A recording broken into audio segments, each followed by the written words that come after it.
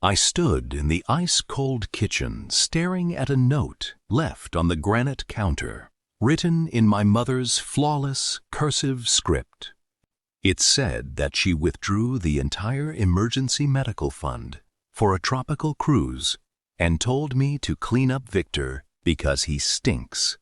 Down the hallway, I found my elderly stepdad, Victor, shivering on the linoleum floor in a puddle of his own urine, abandoned like trash. I rushed to grab his liquid pain medication to ease his agonizing bone cancer pain, but something felt completely wrong when I opened the bottle.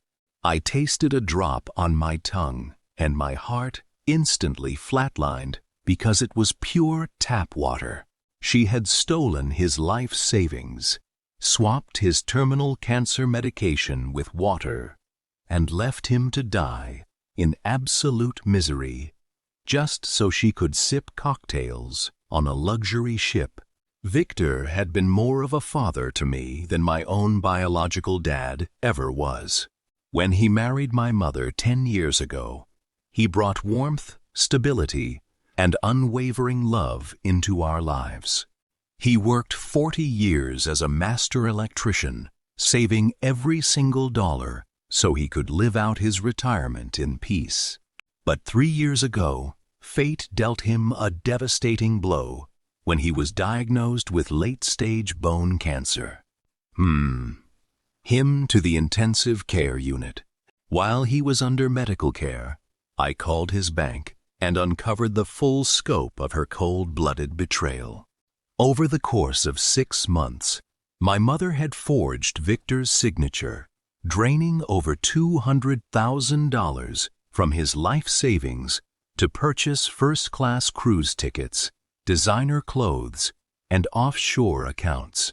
She had even attempted to change the beneficiary on his life insurance policy to her name just days before leaving.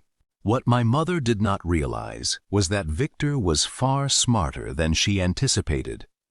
Knowing his health was declining and suspecting her strange behavior, he had quietly transferred legal power of attorney to me 2 months prior. He had also set up hidden security cameras throughout the house to document her neglect. When the luxury cruise ship docked at its first port, federal agents and local authorities were waiting at the gangway. My mother was arrested in front of hundreds of tourists dressed in expensive clothes bought with stolen money. Victor spent his final months surrounded by proper care, comfort, and true family who genuinely loved him.